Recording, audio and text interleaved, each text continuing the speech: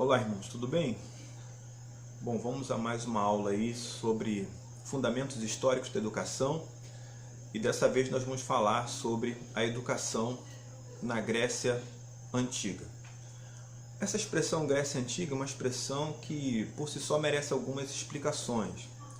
Primeiro porque o que nós chamamos de Grécia Antiga na realidade não se tratou de um Estado unificado, porque não houve um Estado grego unificado na Antiguidade. Grécia Antiga se refere a cidades-estados numa região, certo? Que receberam o nome de polis, entende? Ou seja, cidades independentes, que às vezes até também eram rivais economicamente, comercialmente e até militarmente, como foi o caso de Atenas e Esparta. Então, a princípio, a gente precisa entender que falar sobre Grécia Antiga não é falar sobre um Estado unificado, e sim sobre uma região que era composta por várias cidades-estados independentes que ficaram conhecidas como polis, certo? O segundo ponto importante é que a gente precisa situar a nossa fala através do tempo. Entende? Quando eu entendo que as cidades eram independentes, não eram um Estado unificado, eu estou me referindo a espaço. Quando eu falo sobre deslocar em relação ao período, para poder ter um significado mais abrangente, né, e até certo ponto específico sobre o processo de ensino-aprendizagem, eu estou me referindo à periodização que foi dada pelos historiadores à história da Grécia Antiga. Então precisamos falar também sobre a periodização histórica. Como está dividida a história da Grécia Antiga, né? Como está dividida a história da anteriormente chamada de Hélade. Muito bem. Primeiro período é chamado de período micênico. O período micênico vai de 1650 até 1150 a.C. E as características principais desse período, na realidade, é a migração e assentamento dos povos que deram origem ao povo grego, como, por exemplo, os aqueus, certo? Que fundaram a cidade de Micenas, edificaram palácios, templos, fortalezas. É uma fase também onde você tem a utilização da escrita. Esse é o período micênico. Depois do período micênico, nós temos o chamado período homérico, que vai de 1150 até 800 a.C. É um período onde novas populações vão invadir essa região chamada de Grécia Antiga.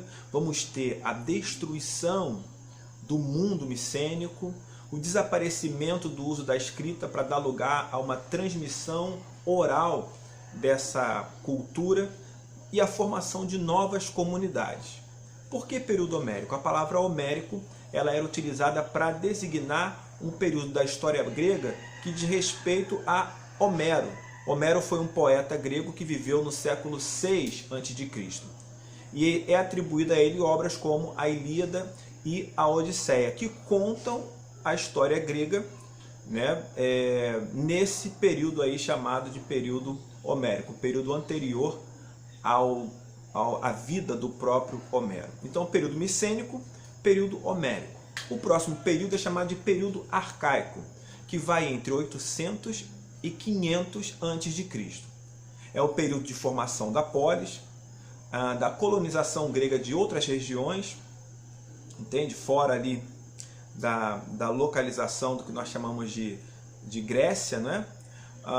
Como a fundação das cidades de Bizâncio, Marsella, Siracusa, Nápoles, uma região que às vezes na Península Itálica era chamada pelos romanos de Magna Grécia, ok? Também é o período da realização dos primeiros Jogos Olímpicos, a introdução do alfabeto jônico, que foi adaptado pelos gregos do alfabeto fenício, a difusão da escrita, certo? E também a utilização de escribas profissionais. Então esse é o período arcaico. Posteriormente nós temos o período clássico, que é mais conhecido, né, principalmente para nós da teologia e o pessoal da filosofia também, né, que vai acontecer entre 500 e 338 a.C. É um período de consolidação da polis, como cidade-estado, é o período das guerras greco-persas, é o período também do apogeu de cidades como Atenas e Esparta e da guerra também entre as cidades gregas. Depois do período clássico, que é o momento ali também da filosofia, né, do auge da filosofia grega, nós temos o período helenístico. O período helenístico vai de 338 a.C. até 146 a.C. Então nós temos aí no período helenístico uma crise da polis grega, a invasão e domínio da Grécia pelos macedônios, aí estamos já falando sobre Alexandre o Grande, uma expansão militar e cultural macedônica também nesse período. Então esses são os períodos da história da Grécia Antiga, ok?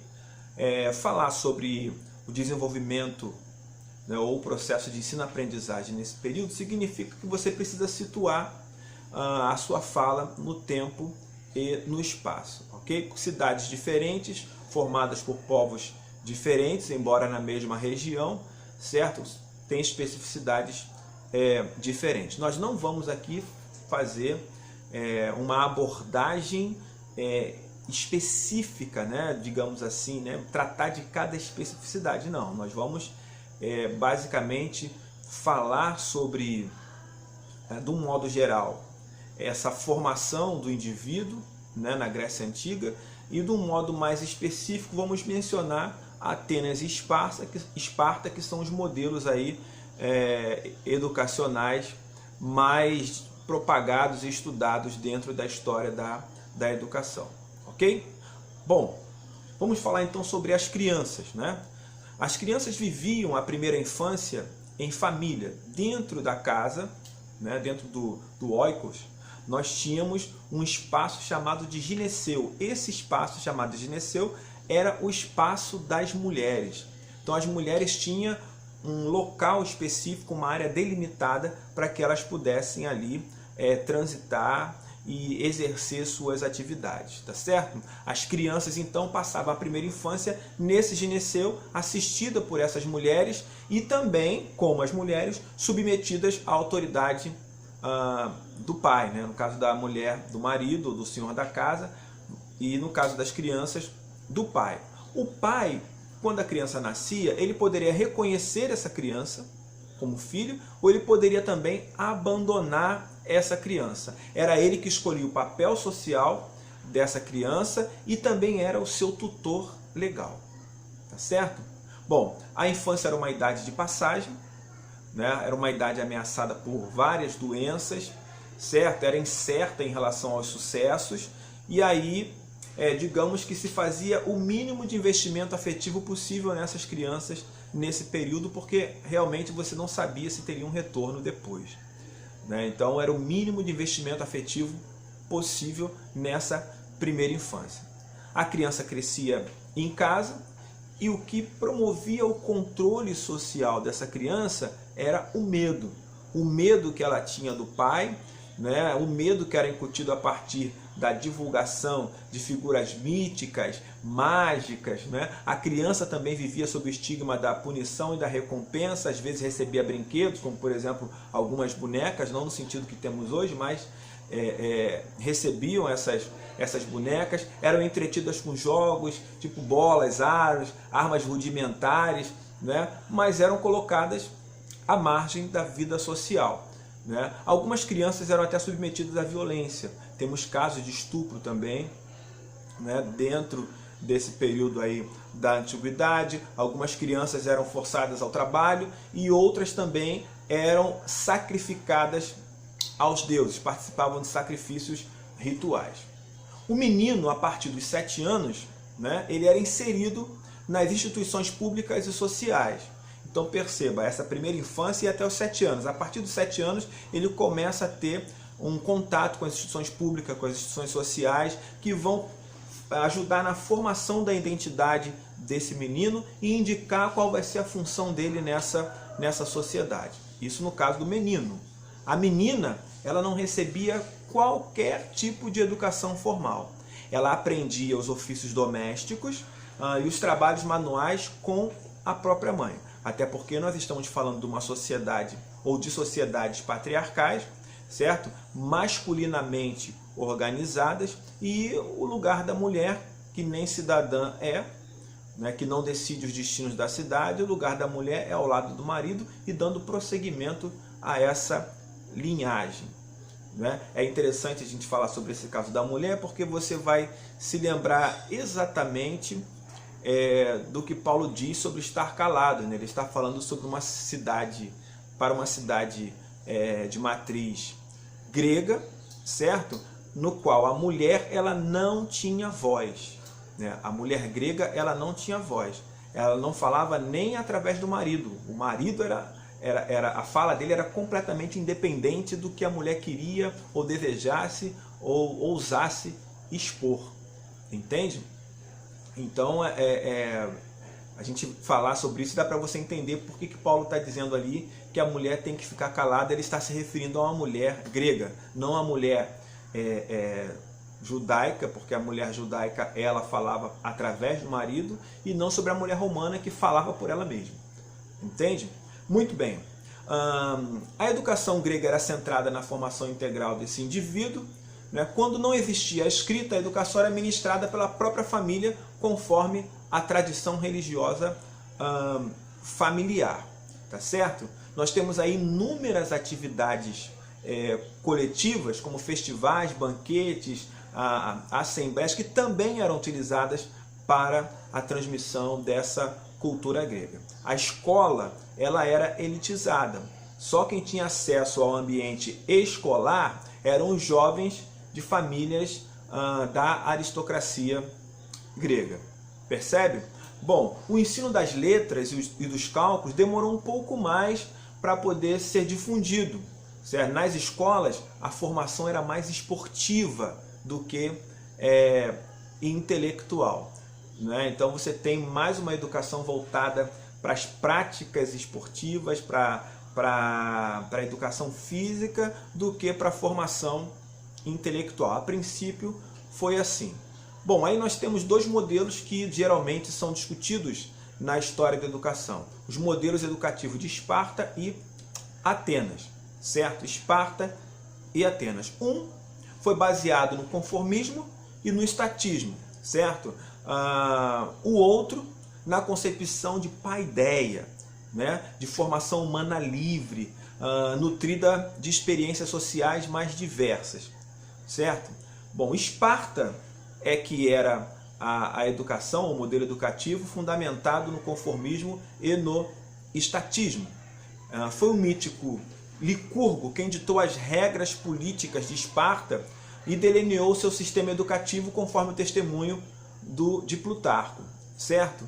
Então, em Esparta, as crianças do sexo masculino, a partir dos 7 anos, eram retiradas da sua família e inseridas em escolas ginásios, onde recebiam até os 16 anos uma formação do tipo militar, que devia favorecer o fortalecimento físico dessa criança e também fazer com que ela fosse uma criança mais corajosa. Então, a partir dos 7 anos, essa criança era retirada da sua família e ela ia para um ambiente, né, para uma escola ginásio que ajudaria essa criança a se tornar uma criança forte, corajosa, ter uma educação mais voltada para o cidadão soldado, né? Uma educação mais militar, o cidadão guerreiro, tá certo? Então, em Esparta, o cidadão guerreiro ele é formado pelo adestramento do uso das armas, né? Ele se reunia em equipes sob o controle de jovens guerreiros mais velhos, certo? Depois tinha um chamado superintendente geral, que era chamado de paidônomos, né? Esse superintendente geral é que fiscalizava a formação dessas crianças nessas escolas ginásios, certo? Levava uma vida comum que favorecia também nesses espaços o vínculo de amizade, certo? Mas valorizava muito a obediência dessas pessoas. Então eram pessoas treinadas para obedecer, né? Sem questionar. Bom, quanto à cultura, né? Ou seja, ler, escrever, pouco espaço era dado para esse tipo de formação em Esparta. Eles recebiam estritamente o necessário, pelo menos é o que nos diz Plutarco, né? Em alguns casos eles aprendiam de memória, memorizavam algumas falas de Homero, de Hesíodo e do poeta Tirteu também, tá certo? Mas pouca atenção dada às letras, né? Ler, escrever, mais aos exercícios físicos, mais ao treinamento militar, mais ao fortalecimento emocional também, porque estamos formando guerreiros e soldados, tá certo? Um exemplo desse tipo de educação, né, você vai ver no filme 300. O primeiro filme 300 mostra exatamente uma criança que foi abandonada porque teve uma deformação física. Ele mostra o tipo de educação que é dada em Esparta, mostra o posicionamento social de uma mulher espartana, diferentemente da ateniense. Percebe? Muito bem. Então, informações sobre Esparta.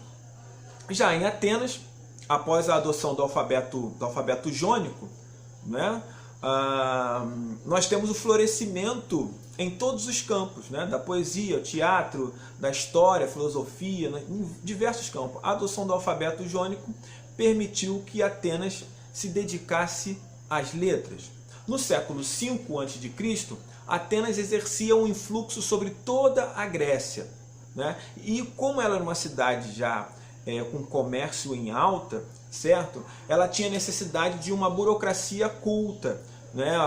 Ela tinha necessidade de um aparelhamento estatal que realmente conhecesse a escrita, certo? E aí essa escrita ela vai se difundir através dos cidadãos livres, certo? Que eles vão se dedicar agora à oratória, à filosofia, à literatura e vão desprezar o trabalho manual e comercial que para eles é coisa de estrangeiro, tá certo? Então perceba isso. Então se afirma um ideal de formação mais culta e civil, ligado à eloquência, à beleza, né? Uma formação mais desinteressada, mais universal, né? Capaz de atingir aspectos mais próprios e profundos dessa humanidade, né? Ou da humanidade de cada indivíduo, que é destinado a educar justamente esse aspecto da humanidade, dedicado a trazer civilidade a essa humanidade, particularmente na filosofia e nas letras, que vão trazer o amadurecimento dessa formação educacional, entende? Então a educação em Atenas ela assume um papel chave e complexo, ou seja, ela se torna matéria de debate, tende à universalização, certo? E acaba superando os limites da polis, ou seja, ela vai se expandindo para outros lugares, tá certo? Bom, na primeira etapa da educação ateniense, a educação era dada aos rapazes que frequentavam a escola e também a palestra. Entenda como palestra um local próprio para a prática de exercícios físicos, certo? E ali, na escola e na palestra, eles eram instruídos através da leitura, da escrita, da música, da educação física, sob a direção de 3 instrutores. O primeiro era o gramatiteis. O gramatiteis era o alfabetizador, aquele que ensinava a ler e escrever. Também tínhamos o quiraristeis, que era o professor de música, tá? E temos o paidotribês, que é o professor de ginástica, ok? Bom, o rapaz era acompanhado depois por um escravo que controlava e guiava ele. O nome grego para esse escravo, paidagogos, da onde vem a expressão pedagogo, tá certo? Depois de aprender o alfabeto e a escrita, usando tabuinhas de madeira, cobertas de cera, liam-se versos ricos de ensinamentos, narrativas, discursos, elogios a homens famosos. Depois lia-se os poetas líricos, que também eram cantados. Tudo isso fazia parte dessa formação educacional do jovem cidadão ateniense. Também era muito valorizado o cuidado com o corpo, para tornar um corpo sadio, forte, belo, né? E o cuidado com esse corpo, ele era exercitado, né, através da chamada ginásia, ou seja, a ginástica, né, digamos assim. É por isso que a gente tem nas esculturas atenienses fisionomia de pessoas fortes, né, bonitas, corpo perfeito, altas, né? Por que isso? Porque na realidade essas figuras representam a cidade. Então é uma lógica da antiguidade. Você não vai colocar uma pessoa que seja fraca, doente, para representar uma cidade, tá certo? Então o exercício físico é importante para quê? Para que o cidadão se torne forte fisicamente, e ao ver o cidadão dessa polis forte fisicamente, se entende que ali há uma cidade forte, tá certo? Aos 18 anos, o jovem era efebo, ou seja, estava no auge da sua adolescência, certo? E ele inscrevia-se no próprio demo ou na sua circunscrição, certo? Com uma cerimônia que ele vai entrar na vida de cidadão, e depois ele vai prestar serviço militar por 2 anos, tá certo? Bom, então a educação ateniense é uma educação bem particular, né? Principalmente por essa ideia harmônica de formação que vai inspirar o processo educativo, né? E o lugar que vai ocupar nessa formação educacional a cultura literária e musical, tá certo? Para a gente poder entender isso. Há também uma grande importância espiritual ligada ao crescimento da personalidade e humanidade desse jovem ateniense, ok? Bom, falando um pouco mais sobre paideia, ou a formação desse homem grego. A partir do século V a.C., exige-se mais do que a educação anterior está propondo, né? Para além de formar esse homem, a educação também deve formar o cidadão. Então tem que ser uma educação para a cidadania, né? A antiga educação baseada na ginástica, na música e na gramática, ela deixa de ser suficiente. Então vai surgir o chamado modelo ideal de educação grega, que vai aparecer como paideia. O objetivo é construir o homem, né, como homem e como cidadão. Platão define paideia da seguinte maneira, vou ler para você. A essência de toda verdadeira educação, ou paideia, é a que dá ao homem o desejo e a ânsia de se tornar um cidadão perfeito, e o ensina a mandar e a obedecer, tendo a justiça como fundamento. Percebe? Então essa noção de paideia, ela se afirma de modo orgânico, né, independente na época dos sofistas e também de Sócrates, e vai assinalar uma passagem explícita da educação para a pedagogia, ou seja, vai sair de uma dimensão teórica, certo?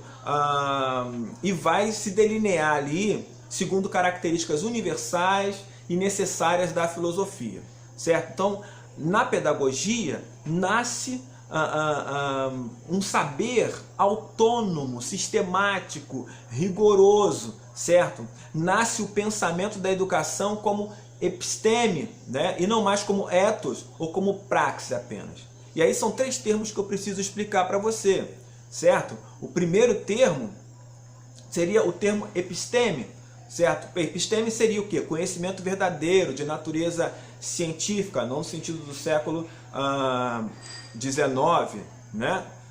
Mas de natureza científica em oposição à opinião infundada ou refletida. Então, conhecimento verdadeiro, né? Principalmente através do exercício da filosofia. Ethos, ou seja, ou ethos, como algumas pessoas pronunciam, seria o conjunto dos costumes e hábitos fundamentais no âmbito do comportamento e da cultura, que são características de uma determinada época ou região. E praxe, a prática. Então perceba, a paideia, né, ela vai ser abrangente, né, e ela vai tratar essas áreas na formação desse cidadão, tá certo?